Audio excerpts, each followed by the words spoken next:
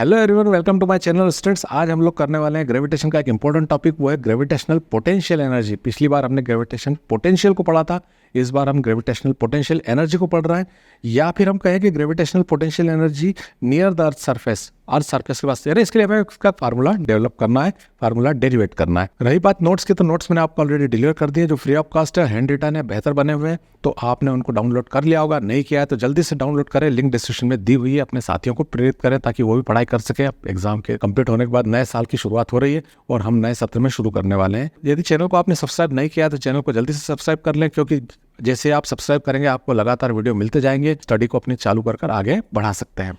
देखते हैं हमारा लेक्चर शेड्यूल क्या है। तो आज का हमारा लेक्चर है लेक्चर 13, जिसमें हम ग्रेविटेशनल पोटेंशियल एनर्जी और gravitational potential energy near the earth surface पढ़ने वाले हैं। इन सबको पढ़ने के लिए, समझने के लिए प्रीवियस टॉपिक्स का देखना बहुत ही ज़रूरी है, क्योंकि उनमें सब वो चीज़ें बताई गई है, वो सब बातों को सिखाया गया है जो यहाँ पर ज़रूरी है। तो यदि आप नहीं देख पाए तो उन्हें ज़रूर देखिए, लिंक डिस्क्रिप्शन में दी हुई है। बिना देरी किए शुरू करते हैं ग्रेविटेशनल पोटेंशियल एनर्जी को। देखिए स्टूडेंट्स, पोटेंशियल एनर्जी हो या कोई सी भी एनर्जी हो, एनर्जी काहे से डेवलप होती है? वर्क से डेवलप होती है। तो वर्क में हम यह बात करेंगे, कुछ दो बातों की मैं पहले आपसे बात करता हूँ कि कभी कभी क्या होता है कि मान लीजिए 2.2 हमारे पास मासेज हैं, उन मासेज को हम एक दूसरे से दूर ले जा रहे हैं, और एक दूसरे से हम दूर ले जा रहे हैं तो ऑब्वियसली हम वर्क कर रहे हैं किसके अगेंस्ट? ग्रेविटेशनल फोर्स के अगेंस्ट वर्क कर रहे हैं। तो ग्रेविटेशनल फोर्स के अगेंस्ट वर्क कर रहे हैं तो हम उसे दूर ले जा सकते हैं। लेकिन हम किसी ऑब्जेक्ट को पास ला रहे हैं, या वो दो ऑब्जेक्ट या दो मासेस हमारे पास पास आ रहे हैं, तो इसका मतलब यह है कि इस बार वर्क कौन कर रहा है? ग्रेविटेशनल फोर्स कर रहा है। एक बार हम फोर्स के अगेंस्ट वर्क करते हैं और जब पास लाते हैं तो फोर्स के द्वारा वर्क होता है, बाय द फोर्स वर्क होता है। तो इन दो कंडीशनों में जो वर्क होता है वही उसमें स्टोर हो जाता है उस ऑब्जेक्ट में, और वही उससे क्या बन जाता है? पोटेंशियल एनर्जी बन जाता है। यही बात यहाँ पे समझाई जाएगी। मतलब आपको समझ में आ गया कि जब दो ऑब्जेक्ट को हम एक दूसरे से दूर खींचते हैं, अब खींचना है तो वर्क तो करना पड़ेगा, वर्क करना है तो ऑब्वियसली वर्क किसके अगेंस्ट होगा? ग्रेविटेशनल फोर्स के अगेंस्ट होगा। तो यहाँ पर हम ऑब्जेक्ट को पास ला रहे हैं तो ये ग्रेविटेशन फोर्स करेगा, क्योंकि वो उसे खींचता है दोनों को। तो ये इस बार वर्क किसके द्वारा हो रहा है? ग्रेविटेशन फोर्स के द्वारा हो रहा है। तो इन दोनों कंडीशन में जो वर्क होता है वो स्टोर हो जाता है ऑब्जेक्ट में ग्रेविटेशनल पोटेंशियल एनर्जी के रूप में। सो स्टूडेंट्स, हम इसको पढ़ के एक बार में इस डेफिनेशन को कंप्लीट कर लेते हैं, क्योंकि जब इसका डेरिवेशन पूछा जाएगा तो इससे आपको करना बहुत जरूरी होगा। If one particle is taken away from the other, work has to be done against the gravitational force.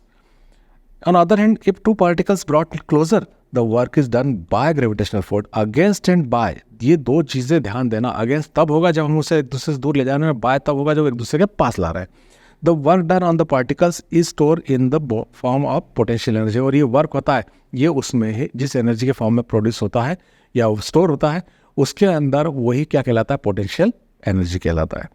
अब यहाँ पे हम थोड़ा सा एक डायग्राम बना लें, मैं आपको डायग्राम के थ्रू भी समझा दूँ कि ये ग्रेविटेशनल पोटेंशियल से किस प्रकार से लगे। ये कन्फ्यूजिंग चीज़ होती है, क्योंकि कई बार इसमें छोटा सा कन्फ्यूजन उत्पन्न होता है और जरा से कारण पूरा डायरेक्शन ही गलत होने लगता है। अब यहाँ मैं आपको एक डायग्राम बना के दिखाता हूँ। हमने मान लीजिए ये एक ऑब्जेक्ट लिया जिसका मास m है, ये देखिए, और इसका ग्रेविटेशनल फील्ड इसमें बन गया, इसके आसपास ये ग्रेविटेशनल फील्ड बन गया, ग्रेविटेशनल फील्ड बन गया। और इस पे हम क्या कर रहे हैं? एक ऑब्जेक्ट है जिसका मास m है, इस m मास के ऑब्जेक्ट को हम अंदर ला रहे हैं। तो अंदर ला रहे हैं तो इसे अंदर लाने के लिए, लिमिट ग्रेविटेशनल फील्ड की लिमिट के अंदर लाने के लिए हमें क्या करना पड़ेगा? वर्क करना पड़ेगा। वर्क करना पड़ेगा तो हम इनफाइनाइट से अंदर लाएंगे, और हमें जो वर्क करना है वही क्या होगा? ग्रेविटेशनल पोटेंशियल एनर्जी बन जाएगा। अब फिर आप सोचेंगे सर मैं तो ये आपने पहले ही बताया था, लेकिन ये मैंने पहले बताया था, लेकिन एक बात को आप मिस कर रहे हैं कि मैंने जो बताया था जिस ऑब्जेक्ट को लेके आना है उस ऑब्जेक्ट का मास यूनिट मास होना चाहिए। यहाँ पर यूनिट मास की कोई बातचीत नहीं की, तो ध्यान रहे ऑब्जेक्ट यूनिट मास का होगा तो वो बन जाएगा ग्रेविटेशनल पोटेंशियल, और जब ऑब्जेक्ट का मास स्मॉल m ही रहेगा, यूनिट नहीं होगा, तो वो बन जाएगा ग्रेविटेशनल पोटेंशियल एनर्जी। तो ये दोनों बातें ध्यान दीजिएगा। तो यहाँ पर वही बात कही है, द अमाउंट ऑफ, देखिए यहाँ पर the amount of work done in bringing the particle from infinite to point of the field, देखो इनफाइनाइट से पॉइंट ऑफ द फील्ड लेके आए, is known as gravitational potential energy.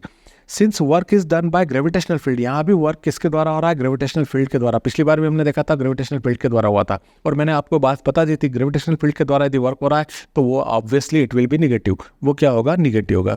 So potential energy is always negative. I think ये समझ में आ गया होगा। Expression important है, बाकी किया हुआ यदि आपने पोटेंशियल को वाला डेरिवेशन किया है तो इसको आप इजीली कर लेंगे। देखिए यहाँ पर एक ऑब्जेक्ट दिख रहा है, मैं आपको पहले इसको एक्सप्लेन कर दूं। Let the mass of earth is m and its radius is r। यहाँ पे अर्थ को कंसिडर कर लिया गया है, उसका मास m है और उसकी रेडियस कैपिटल R है। The particle of mass m is lying at the point P। देखिए यहाँ पर एक पार्टिकल है जिसका मास क्या है, m है, which is the distance at R from O, जिसकी O से डिस्टेंस कितनी है, R है। ये देखिए यहाँ मेंशन की हुई डायग्राम में। The centre O of the earth distance between O and A is x। O से A तक की, यदि मान लो हम यहाँ O सेंटर मान रहे हैं तो और एक दूसरे एक्सिस पे कोई पॉइंट ले रहे हैं तो उसके बीच की डिस्टेंस हमने कंसिडर की है x। ये सब बातें आपको डायग्राम से ही देखना है, इनको रटने की कहीं जरूरत नहीं, डायग्राम देखेंगे तो सारी बातें समझ में आ जाएगी। According to Newton's law of gravitation, अब इसमें न्यूटन्स लॉ ऑफ ग्रेविटेशन लगा है तो न्यूटन्स लॉ ऑफ ग्रेविटेशन लगा देने से स्टूडेंट हमें पहली स्टेप मिल जाती है F equal to Gm/m upon x square. फिर वही बात कि एक m और m, m1 इंटू m2, तो m1 तो हमारी अर्थ हो गई और m2 हो गया हमारा ऑब्जेक्ट, और वो कहाँ प्रेजेंट है अभी, a पर, तो a से उसकी डिस्टेंस कितनी है, o तक एक्स स्क्वायर है, तो मैंने इसमें एक्स स्क्वायर ले लिया। अब स्टूडेंट्स हमने वर्क करना है, वर्क कहाँ से कहाँ तक करना है, पहले हम a से b तक लाएंगे, फिर और लाएंगे, इस तरह से आगे लाते जाएंगे, तो हम r तक लेके आएंगे उसको, p से r तक। तो हम ये मान के चलते हैं कि a से b तक लाने में छोटी डिस्टेंस चेस हो रही है, वो dx है, और वर्क भी क्या है, छोटा है, वो है dw। तो हम वर्क डन हम यहाँ ले लेते हैं, work done to bring an object m to infinite to r। Infinite से कहाँ तक लेके आने में, r तक लेके आने में उसका वर्क निकालना है। तो अब हम फार्मूले जानते हैं कि हमारा फार्मूला है work equal to force into displacement. Same to same वही स्टेप्स आने वाली है जो आपने प्रीवियस वीडियो में या प्रीवियस लेक्चर में या प्रीवियस क्वेश्चन में देखी हुई है। तो आप यदि उसको परफेक्ट करते हैं तो इसमें कोई टाइम लगना ही नहीं है, इजीली हो जाएगा ये। तो वर्क है dw, फोर्स है हमारा F, और डिस्टेंस हम बता रहे हैं dx। ये dx मैंने यहाँ पे बताई है। देखिए परफेक्शन के लिए फिर एक बार रिमाइंड कर दूं कि परफेक्शन यदि इस क्वेश्चन में चाहिए तो ऑब्वियसली पिछला या ग्रेविटेशनल पोटेंशियल का वीडियो जरूर देखिएगा, उसमें मैंने ब्रीफली हर चीज़ को समझा रखा है, तो वो सब आपको यहाँ पे क्लियर हो जाएंगे। अब यहाँ पे पुटिंग वैल्यू ऑफ F, अब F की वैल्यू पुट कर देते हैं, तो dw is equal to F की वैल्यू हम क्या पुट करेंगे, F की वैल्यू हमारे पास है, ये जो इक्वेशन फर्स्ट हम बता रहे हैं, ये F की वैल्यू है Gmm upon x square, G capital M small m upon x square, और डिस्टेंस हमारी dx है। और चूंकि हमने ये बात कही है, यहाँ पर समझने की बात ये है कि हम ये कह रहे हैं कि इनफाइनाइट से r तक लेके आना है, तो इनफाइनाइट से r तक टोटल वर्क ले लेते हैं हम। तो देखिए हम यहाँ पे मेंशन कर देते हैं फॉर टोटल वर्क। तो टोटल वर्क के लिए क्या हो जाएगा, वहाँ लिमिट अप्लाई हो जाएगी।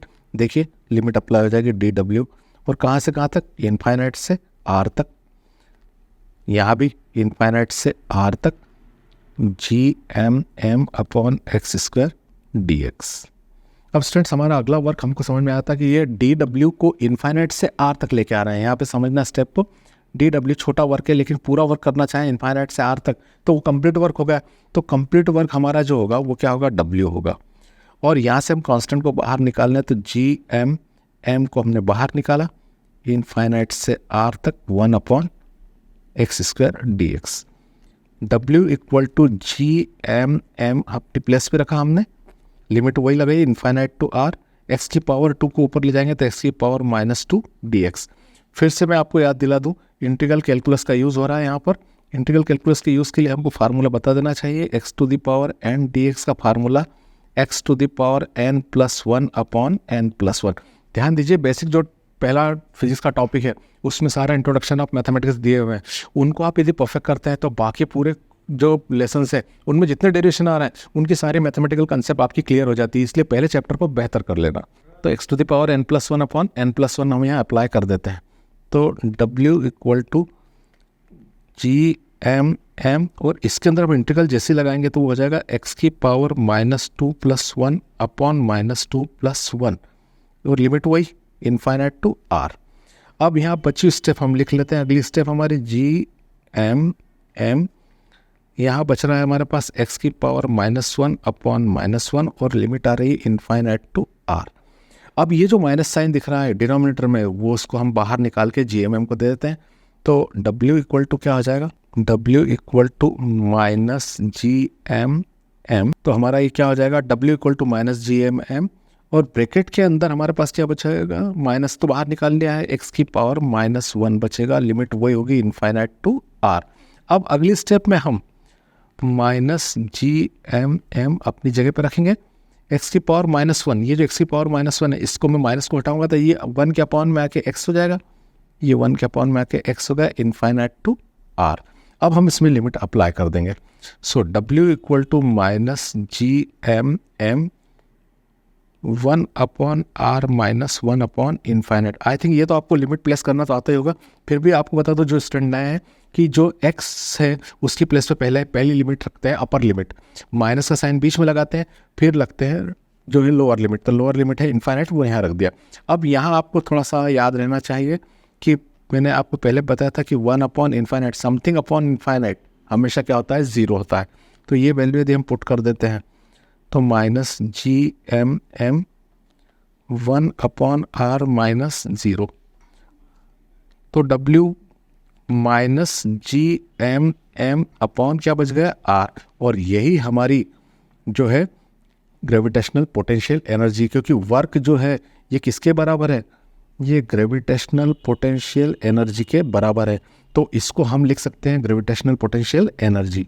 सो ये जो है मैंने आपको बताया कि यही वर्क हमारा जो है, ये वर्क क्या कहलाएगा, ग्रेविटेशनल पोटेंशियल एनर्जी कहलाएगा। तो इसमें हम W के प्लेस पे क्या लिख सकते हैं, ग्रेविटेशनल पोटेंशियल एनर्जी। हम इसको शॉर्ट में लिख देंगे स्टूडेंट्स कि gravitational potential energy, gravitational potential energy is equal to minus G M M upon are.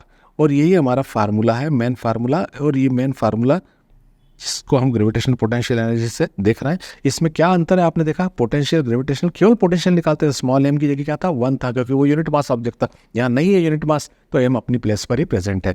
तो इस प्रकार से देखा। अब इसमें 2 और कंडीशन है, वो मैं आपको बताता हूँ। 2 कंडीशन में सबसे पहले हमको देखना है, if at earth surface gravitational potential energy, gravitational potential energy की वैल्यू क्या है। तो देखिए अर्थ सरफेस के लिए आएंगे तो यहाँ डायग्राम से आप देखिए कि डायग्राम से हम समझेंगे कि अर्थ सरफेस यहाँ पर है और हमारा पॉइंट हम P पे डिटरमाइन, हमारा जो मेन फार्मूला हमने P से डिटरमाइन किया, उसकी डिस्टेंस क्या है, R है, स्मॉल r, लेकिन P को हम यहाँ से नीचे तक ले आते हैं इस सरफेस तक, तो ये डिस्टेंस क्या हो जाती है, अर्थ की रेडियस हो जाती है, जो हम कैपिटल R लिख सकते हैं। यानी हमें करना क्या है, स्मॉल r की प्लेस पे कैपिटल R को लेना है। तो स्मॉल r क्या हो जाएगा, यहाँ पर कैपिटल R हो जाएगा। तो उस फार्मूले में हम पुट कर देते हैं इस वैल्यू को।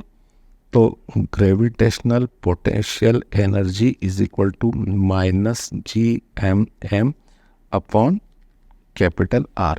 ये हमारा मेन फार्मूला बन जाएगा स्टूडेंट, ये इस कंडीशन का हमारा फार्मूला बन गया।